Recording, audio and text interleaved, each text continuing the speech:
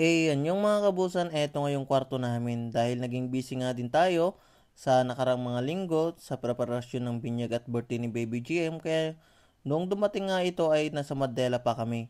Kaya ngayon ko nga lang din ito nakita ng personal. Tinawag nga lang ito sa akin nung dumating na pero dahil busy nga din tayo kaya hindi ko nga siya masyado nabigyan ng pansin. Noong kararating ko nga dito kasama si Mrs. G at si Baby GM, nagkanbas at nagpagawa na din ako kaya umabot nga din ito ng isang buwan bago nga ito natapos. Dahil sa meron pa silang kasalukuyan na pang ginagawa bago nga nila itong naisunod na gawin. Nagpagawa na nga din ako dito ng kama namin nila Mrs. G at pinalagyan ko nga din ito ng drawer dito sa gilid.